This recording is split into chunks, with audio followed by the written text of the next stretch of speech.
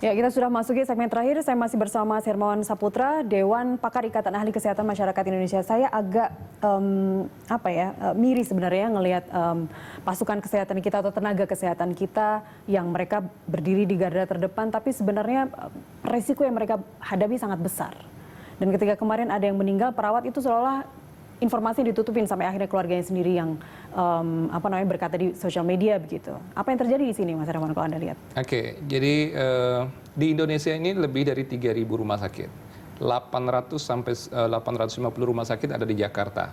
Dari sekian jumlah itu 90% rumah sakit swasta. Nah, rumah sakit swasta tadi Bang Abed sudah menyinggung peran dari swasta. Sejauh ini pemerintah hanya mampu mengonsolidasikan fasilitas pemerintah. Di Jakarta ini swasta itu lebih banyak berperan. Nah, di lapangan ini kekhawatiran kita juga. Banyak tenaga kesehatan, terutama tenaga-tenaga medis dan para medis di rumah sakit dan fasilitas kesehatan lain, ini mulai cemas. Karena pertama, kekurangan stok alat pelindung diri. Yang kedua, mereka sendiri sudah lelah, dalam arti sudah banyak masyarakat yang punya kesadaran untuk berkunjung, tetapi petugas itu aja, bahkan sudah banyak yang dirumahkan. Beberapa kasus yang terkonfirmasi positif itu pernah kontak dengan tenaga-tenaga kesehatan, baik dokter, perawat, ataupun bahkan tenaga yang di front line, seperti mereka medis, seperti tenaga admission, dan seterusnya. Nah, orang-orang yang sudah dianggap orang dalam pemantauan ini rata-rata dirumahkan. Bayangkan kalau laju 50-70 tenaga kesehatan yang bertugas di rumah sakit atau vaskes per hari dirumahkan karena status mereka ODP, kecenderungan tenaga kesehatan yang sigap menurun, tetapi demand meningkat. Artinya ada gap di sini, ada sesuatu yang akan menjadi kesenjangan kesiapan nakes. Dan ini baru dari nakes, sumber daya kesehatan, sumber daya manusianya. Belum lagi dari fasilitas, mulai dari peralatan, kemudian juga kesiapan fasilitas ruang isolasi. Kalau APD itu tidak kita semuanya impor kan? Kita produksi juga di sini kan? Cuman memang belum dilakukan upaya yang produksi dalam waktu singkat dan juga distribusi yang merata. Kemarin saya melihat Gubernur Jawa Timur, Bu Hovifah Indar Parawansa, di Jawa Timur itu ada sentra produksi untuk alat pelindung diri, tetapi masih cukup untuk kebutuhannya, belum menyebar ke wilayah lain di Indonesia. Seharusnya persiapan itu mendahului kasus. Ya. Jadi ini yang menjadi prinsip kita, persiapan mendahului kasus. Jangan sampai kita harus baru berpikir bersiap setelah terjadi kasus. Itu yang terjadi sekarang? Nah, saya tidak berani mengatakan itu, karena memang ini tidak berupa angka-angka ya, tetapi kita khawatir, jangan sampai itu terjadi. Dan kalau misalnya persiapan baru dilakukan setelah ada kasus, kita akan terlambat. Karena percepatan yang ini, gugus tugas percepatan penanganan harus beradu dan berpacu dengan percepatan penyebaran penyakit ini. Dan dalam waktu 3 bulan saja menjadi pandemi global. Ya. Kalau sedikit menyinggung terkait jemput bola tadi untuk tes swab dan segala macam. Kalau tidak salah kita, kalau bukan orang dalam pemantauan tidak bisa melakukan tes itu. Jadi saya yang sehat, meskipun kemungkinan juga besar saya naudzubillah siapapun bisa, tapi saya tidak bisa begitu saja datang ke RSPI atau ke Rumah Sakit Persahabatan untuk mengajukan mau tes COVID-19. Memang secara prosedur tidak demikian. Prosedurnya kita, kalaupun kita merasa punya simptom yang memang dicurigai oleh kita sendiri dulu ya. Harus ada simptom.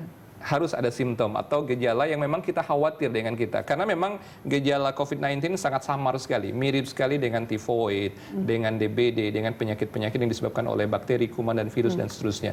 Jadi gejala itu sama, cuman yang khas itu kan adanya sesak ya.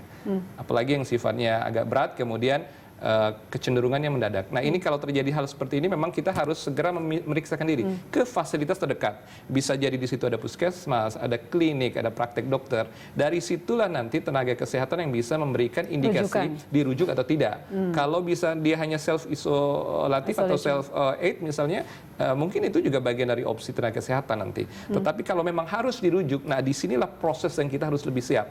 Mulai dari sistem komunikasinya, pengantarannya menjadi tidak biasa.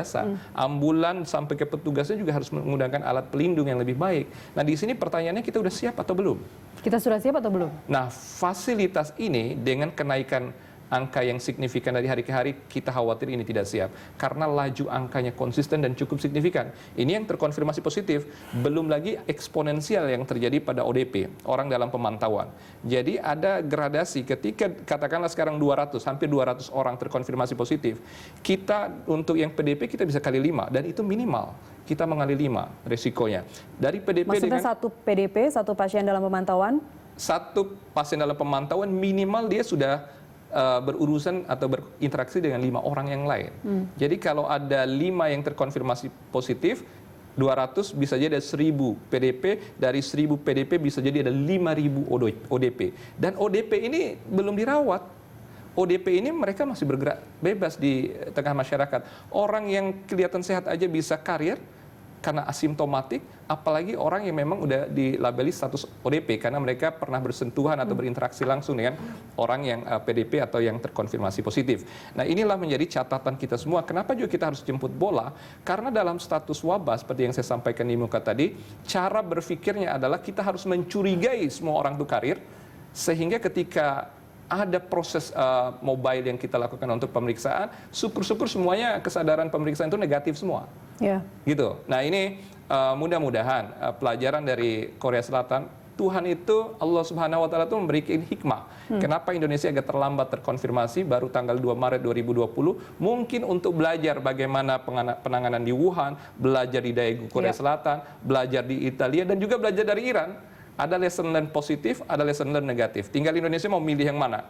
Mengambil sesuatu yang jelas-jelas berhasil dengan baik, atau kita belajar kesalahan dari juga negara yang salah menyikapi COVID-19. Italia misalnya terlalu santai.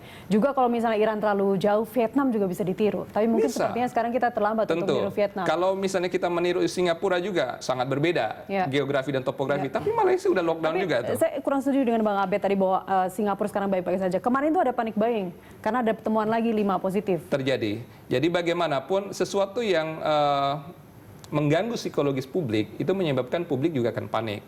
Nah, tetapi itu sebenarnya short term saja, sesaat. Kemampuan untuk kita mengedukasi lah yang menentukan masyarakat akan tenang, percaya diri, bagaimana. Sama seperti petugas kesehatan juga yang menjadi PR tadi. Tenaga kesehatan ini harus diperlakukan istimewa karena mereka bekerja 24 jam. Mungkin tidak cukup 24 jam dalam sehari. Dan resiko kelelahan, tekanan dan juga mereka sendiri dalam status ODP bisa jadi dirumahkan. Kalau tenaga kesehatan udah pada dirumahkan, kira-kira siapa yang berikan pelayanan? Lagi? Rumah sakit nggak bisa nampung. Kemarin juga katanya ada pasien juga yang ditolak di RSPI. Siapa lagi yang bisa nampung? Oke, saatnya kita berkolaborasi bersama. Kita tidak menyalahkan pemerintah, tapi membantu pemerintah minimal untuk diri kita dan keluarga kita dan juga komunitas kita di tengah masyarakat. Physical distancing. Physical distancing. Baik. Mas Hermawan, terima kasih telah bergabung bersama kami. Terima kasih, Mbak Nasipi. Informasi lainnya masih akan kami hadirkan.